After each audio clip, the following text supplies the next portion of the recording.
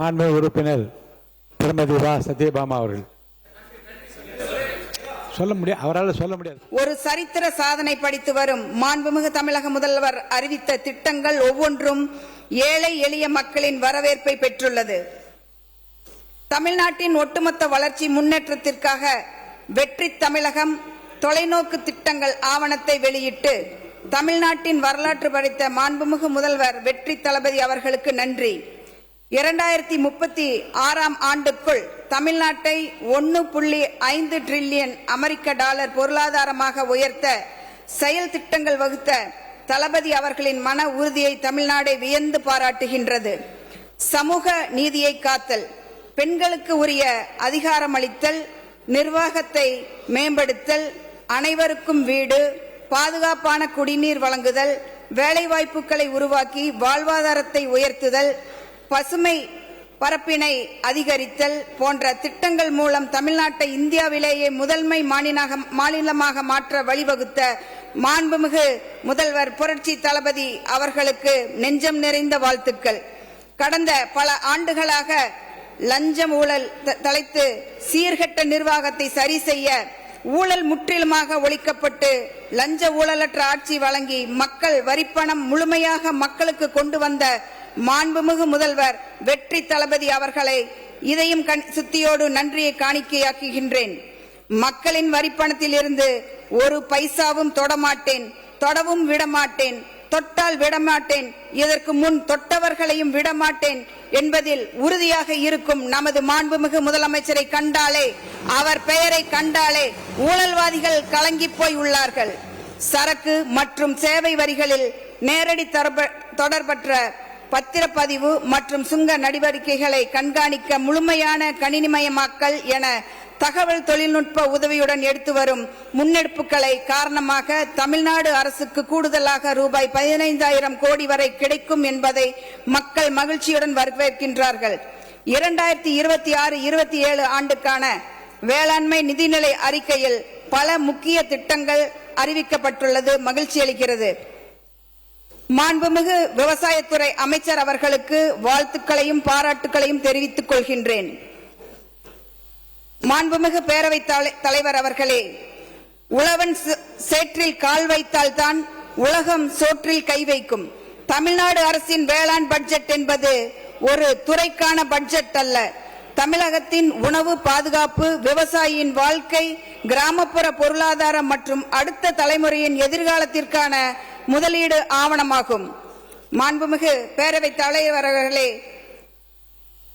விவசாயிகளுக்கு வழங்கும் மின் மானியத்திற்கு இந்த திருத்த வரவு செலவு திட்ட மதிப்பீடுகளில் 7,432 கோடி ரூபாய் மற்றும் வேளாண் மற்றும் உழவர் நலன் துறைக்கு 14,984 கோடி ரூபாய் ஒதுக்கீடு செய்யப்பட்டுள்ளது என்பது உழவர் உள்ளங்களில் நம் முதல்வர் நிறைந்து வாழ்ந்து கொண்டிருக்கிறார்கள். எதிர்பாராத இறப்பு, நோய்கள் அல்லது இயற்கை பேரிடர்களால் கால்நடைகளை இழப்பது விவசாயிகளுக்கு பெரும் நிதிச்சுமையை ஏற்படுத்துகிறது என்பதை இந்த அரசு நன்கு உணர்ந்து விவசாயிகளுக்கு நிதி பாதுகாப்பை வழங்கும் நோக்கில் இந்த அரசு கால்நடைகள் காப்போம் என்ற புதிய கால்நடை காப்பீட்டு திட்டத்தை அறிமுகப்படுத்தியுள்ளது. கால்நடைகள் காப்போம் திட்டத்தை செயல்படுத்துவதற்காக 31 கோடி ரூபாய் நிதி ஒதுக்கீட்டை செயல்படுத்துவது பெருமகிழ்ச்சியையும் பாதுகாப்பையும் உறுதி செய்திருப்பது பாராட்டுக்குரியது. திருப்பூர் மற்றும் அதனை சுற்றியுள்ள பகுதிகளில் தண்ணீர் பிரச்சனைகளை தீர்க்க அத்திக்கடவு அவனாசி திட்டத்தில் பயனடைந்த 1045 குளம் குட்டைகள் அருகே நிலத்தடி நீர்மட்டம் வெகுவாக உயர்ந்துள்ளது. எனினும் கடந்த காலத்தில் அத்திக்கடவு அவனாசி திட்டத்தில் ஆய்வுகள் சரியாக செயல்படாததால் 1400 குட்டைகள் விடுபட்டுள்ளன. அத்திக்கடவு அவனாசி திட்டத்தில் பயனடையாத விடுபட்டுள்ள 1400 குளம் குட்டைகள் அருகே இன்னும் 1200 அடிக்கு கீழே தான் நிலத்தடி நீர்மட்டம் உள்ளது. விடுபட்டுள்ள வறட்சி பகுதியாக இருக்கும் 1400 குளம் குட்டைகளுக்கு நீர்வளத்துறையால் ஆய்வு பணிகள் செய்து முடிக்கப்பட்டுள்ளது. இந்த திட்டம் முழுமையாக நிறைவேற்றப்பட்டால் திருப்பூர், ஈரோடு, கோவை ஆகிய 3 மாவட்ட மக்கள் பயன்பெறுவார்கள். இதனால் இந்த பகுதியின் நிலத்தடி நீர்மட்டம் வெகுவாக உயரக்கூடிய வாய்ப்புள்ளது. ஆகவே வறட்சியான இந்த பகுதியில் நிலத்தடி நீர்மட்டத்தை உயர்த்த மாண்புமிகு முதலமைச்சர் வெற்றி தளபதி அவர்கள் ஒருவரால் மட்டுமே முடியும். அத்திக்கடவு அவனாசி திட்டத்தில் 2ஆம் கட்ட திட்ட நிறைவேற்ற அரசாணை வெளியிட்டு நிதி ஒதுக்கி பணிகளை அரசு துவங்க வேண்டும் என்று பணிவன்போடு கேட்டுக்கொள்கின்றேன். பெருந்தலைவர் காமராஜர் சிறப்பு பள்ளிகள் மூலம் நவீன உண்டு உறைவிட பள்ளிகளை உருவாக்க ரூபாய் 125 கோடி ஒதுக்கீடு செய்யப்பட்டது. ஏழை எளிய கல்வி திறன்மிக்க மாணவர்களுக்கு தரமான கல்வி வழங்கும் மகத்தான திட்டமாகும். அரசு மற்றும் அரசு நிதி உதவி பெறும் பள்ளிகளில் 2026-27 கல்வியாண்டில் 5.32 லட்சம் ஜென்சி இளம் தலைமுறை மாணவர்களுக்கு 277 கோடி ரூபாய் மதிப்பீட்டில் தலைக்கவசம் மற்றும் வாட்டர் பாட்டில் வசதிகளுடன் கூடிய நவீன பிராண்டட் மிதிவண்டிகள் வழங்க ஆணையிட்ட மாண்புமிகு முதல்வரை மாமா என்று அழைக்கும் குழந்தைகள் பேர் உபகை கொள்வார்கள். உலகத்தரம் வாய்ந்த கல்வியை உருவாக்குவதற்கு கல்லூரி மாணவர்களின் கற்றல் திறனை மேம்படுத்த 2000 கோடி ரூபாய் ஒதுக்கீட்டில் வெற்றி மடிக்கணினிகள் திட்டத்தை செயல்படுத்த இருக்கும் தாயுள்ளம் கொண்ட மாண்புமிகு முதல்வர் அவர்களுக்கு கோடானு கோடி நன்றிகள். மாணவர் தங்கும் விடுதி மற்றும் உட்கட்டமைப்பு நிறுவனம் என்று சிறப்பு நோக்கு நிறுவனம் அமைப்பதும் டிஎன் சுதர் திட்டத்தின் 3200 கோடி ரூபாய் மதிப்பீட்டில் 1 லட்சம் நவீன படுக்கை வசதிகள் கூடிய 200 ஒருங்கிணைந்த மாணவர் விடுதிகள் கட்டப்படும் என்ற அறிவிப்பு மாணவர்களுக்கு ஒரு அரிய வாய்ப்பாகும்.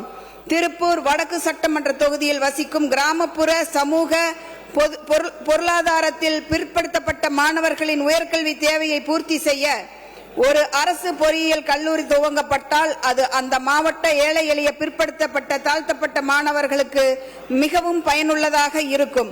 அதேபோல திருப்பூர் வடக்கு சட்டமன்ற தொகுதியில் இருப்பால் பயிலும் ஒரு அரசு கல்வியியல் கல்லூரி துவங்கப்பட்டால் அதில் மாணவர்களுக்கு ஏதுவாக மாணவர்கள் எளிதில் பொறியியல் கற்று அவர்களின் பொருளாதாரம் உயர ஏதுவாக அமையும்.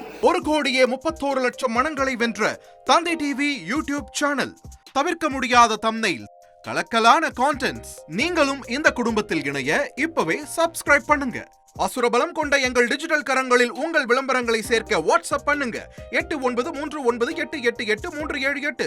Email advtthanditv@dttv.in. இனி செல்லும் இடமெல்லாம் செய்தி. தந்தை டிவியின் வாட்ஸ்அப் சேனலை ஃபாலோ பண்ணினா செல்ல இருக்கும் இடமெல்லாம் செய்தி.